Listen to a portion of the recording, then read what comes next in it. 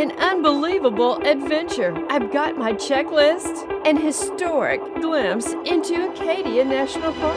Down East, Part 3. Welcome to New England's most popular national park. The word popular defines this crown jewel of the North Atlantic coast in Maine in several ways. Let me give you a quick glimpse into a place where the North Atlantic seacoast is easily enjoyed and experienced. There is so much to do in this Downeast-Acadia region, and in this video, I will take you on a quick tour of the basics of Mount Desert Island's natural habitats, exemplified at Acadia National Park. And I will be taking you back in time for a touching bit of history that has shaped this coastal gem. I will show you an awesome shop to buy fresh Maine lobster to eat in or take out, and you can even ship these iconic crustaceans to a location of your choice. We have visited this national park 3 times over the last 3 decades. Let's take a road trip to Downeast-Acadia, Maine, as you travel across America with me. If you are a new viewer, welcome to the Unclassic road trip team. This is the final video in my 3-part Downeast Maine series. In part 1, we discovered so much at President Roosevelt's lifetime getaway at Campobello Island in New Brunswick, Canada, including 2 lighthouses. In part 2, I took you to the easternmost point of land in the United States, the easternmost town, and the easternmost lighthouse. A beautiful trip to a secluded off-the-beaten-path destination for sure. The sunset in that video is not to be missed. I told a friend that if I had not recorded it myself, I would not believe that it was even real. I left you hanging after our lobster dinner in Machias about our wooden tent Airbnb. Let me give you a quick lowdown on this overnight spot, a quick latte in Millbridge, which was founded in 1848. Not the latte, Millbridge. Then we continued along US Highway 1 to our featured destination of Acadia National Park. Don't forget, I'll be taking you to a great shop to purchase lobster. Yes, the same US Highway 1 that is in Key West, Florida, that we visited not too long ago. And we were able to reach the southern end of this coastal highway. More geographic destinations for you to add to your bucket list. Since we travel in a coach, we rarely use alternative accommodations, but for this 36-hour whirlwind trip to Downeast, Maine, push across the Canadian border to Roosevelt's cottage, the geographic landmark catching stops in Lubec, and plunging over to Acadia National Park, we did. Wait until you learn about herring and sardines in Lubec. Here is our 2-bedroom outdoor shower and bath wooden tent. It was relatively new and fun, but not without challenges. We technically were there only 11 hours, of which 8 were in the dark and rain. We got up early, grabbed a shower outdoors, then drove to the Crow's Nest Cafe for a latte and a muffin that tasted like Captain Crunch cereal or some kind of kid cereal. I'll leave it at that. This is a Maine scenic byway that gives you access to the bold coast. Now to Acadia National Park, which comprises over 38,000 acres plus conservation easements that include the island's most scenic areas. We arrived at the visitor center around 9:45 a.m. It was tough to get a parking place in the long, huge parking lot. Droves of people swarmed the path to the visitor center. The information line was ridiculously long, and the gift shop was wall-to-wall people. This is not what I enjoy when going to a national park, but this is what you will run into when you visit national parks in the summer. Off-season is so much better. However, sometimes things fall into place and you just roll with it. We got our passport book stamped and headed back to the car. Be sure to get a park map. You will see that you are on Mount Desert Island, and most visitors head toward the 20-mile-long Park Loop Road.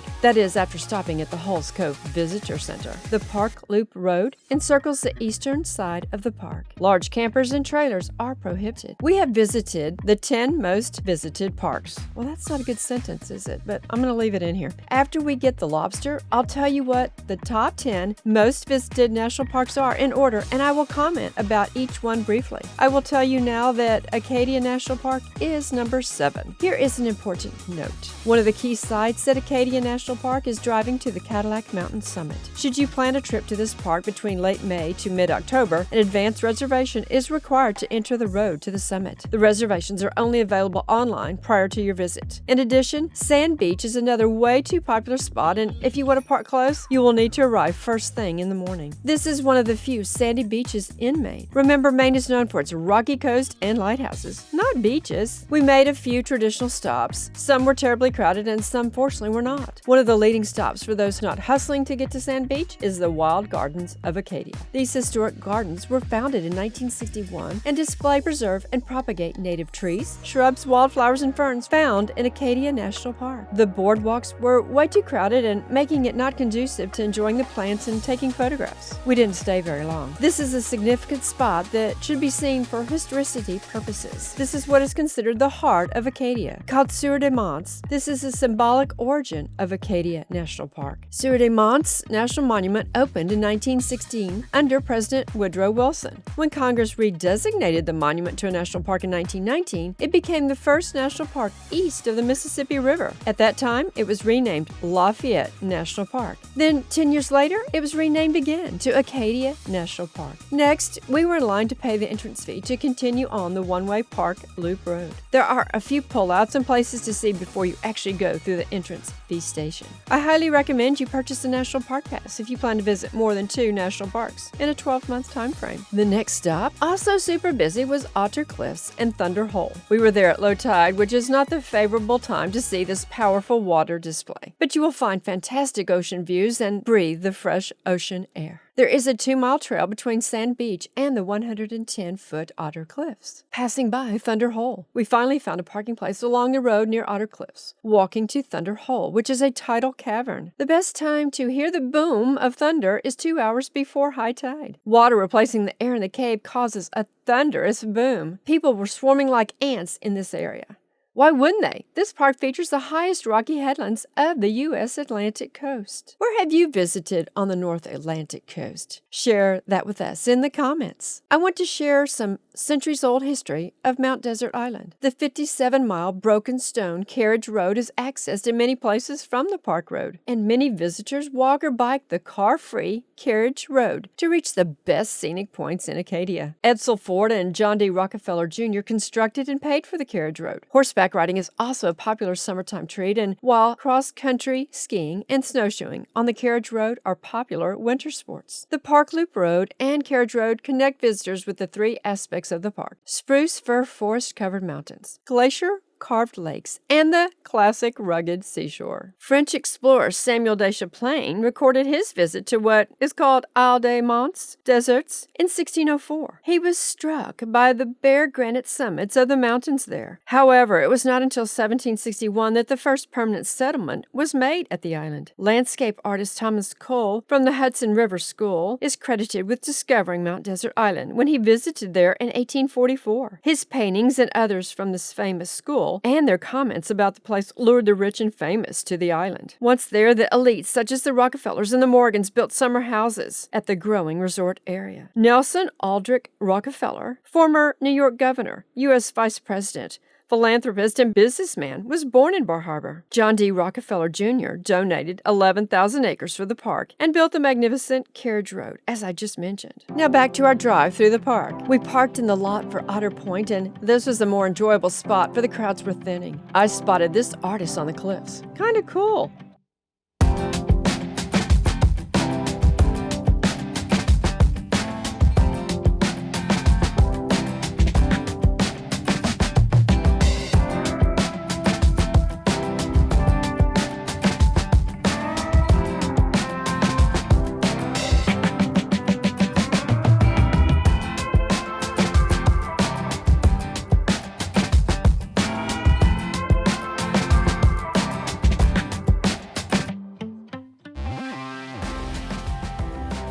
We drove a little farther to a pullout overlooking Otter Cove to have a little picnic under the scrutiny of these gulls. Since the early 1800s, Otter Creek has been the site of a fishing village with wharfs and fish houses on the waterfront and homes on the hills. Residents caught fish, dried them on racks along the cove, and shipped them to Boston and other cities. Do you find it strange how there could be such extensive developments like this waterfront community? Cottages of the wealthy, all a century plus ago, and now hardly any signs of that even exist here? We made one more stop to walk along the shore of the northern end of Otter Cove. It was uncrowded here and pleasant.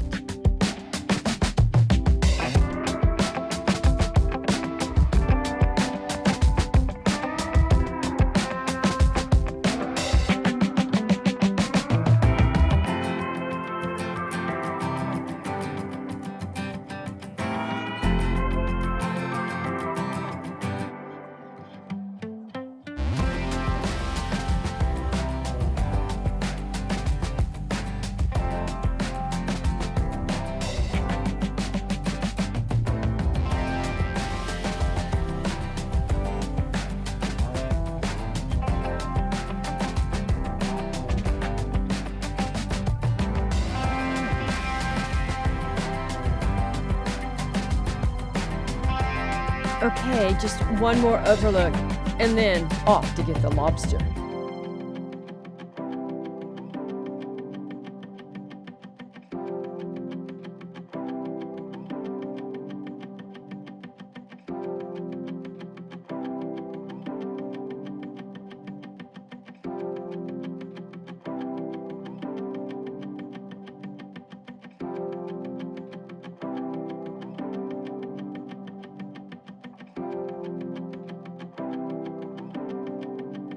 We exited west on Highway 233 to find a lobster pound to buy live Maine lobster to grill when we return to camp. The guys at Trenton Bridge Lobster Pound packaged our 3-pound-and-a-half lobster with some seaweed, and we placed them in our ice chest to keep them comfy on the 5+ hour drive back to New Hampshire. When you go there, be sure to see where they are steaming the lobsters on site in the wood-fired steamers. Speaking of time, I appreciate your time commenting and sharing my videos. I haven't forgotten. I remember I was going to tell you the 10 most visited parks, and here they are. Number 1, Great Smoky Mountains National Park, with over 13 million people visiting each year. Number 2, Grand Canyon National Park with 4.7 million visitors. Number 3 is Zion National Park in Utah with 4.6 million visitors. And Yellowstone National Park is number 4 with 4.5 million. Then at number 5 is Rocky Mountain National Park with a little over 4 million. And then there is number 6, Yosemite National Park with close to 3.9 million visitors each year. And then number 7, as I had mentioned, is Acadia National Park with 3.8 million visitors. That's almost 4 million people visiting here each year. And then number 8 is Grand Teton National Park with 3.4 million visitors. And number 9 is Joshua Tree National Park with 3.2 million. And number 10 is Olympic National Park with just under 3 million, with 2.9 million people going there each year. I have been to all 10 of these. And here's my comments. Great Smoky Mountains National Park. It's simply beautiful. If you like trees, and you like mountains, and you like crowds. I think that the East Coast National Parks are so much busier, it seems, because there's a greater population around them. Number 2 is Grand Canyon. And of course, iconic Grand Canyon. That big hole in the ground that everyone needs to see. I just posted a short on the big fire that tragically took out the lodge on the North Rim. You'll want to watch that short. And then number 3 is Zion National Park. I also did a short on that at Zion National Park. We have been to Zion National Park,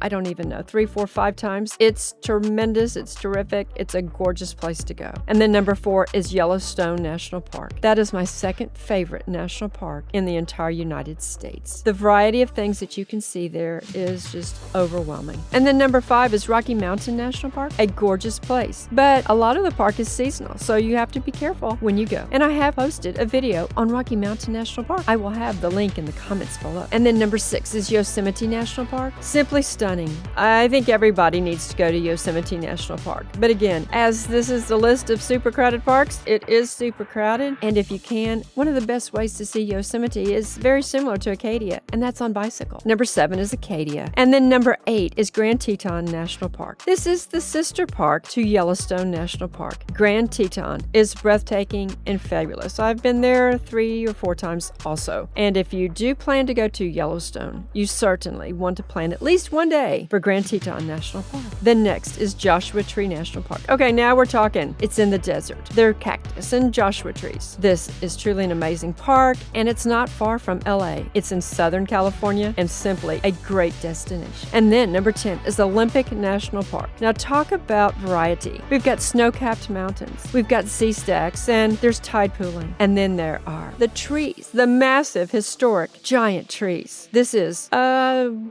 you've got to have this one on your bucket list. Olympic National Park is truly amazing. It is so vast. It takes up almost the whole western side of Washington State. Here is our dinner. Have I made you hungry yet? And you, my armchair travelers, homeschool families, and truckers, I know you will want to stay tuned for more travel adventures. I appreciate all my faithful viewers. Remember, this is the final video of my 3-part series on Downeast Maine. If you missed the previous 2 videos in this series, I highly recommend you go back to watch them. All 3 of these videos capture exceedingly different aspects of this intriguing North Atlantic region. Remember, we did this all in 36 hours. Tell a friend about my channel. Share this video, and I really appreciate your comments.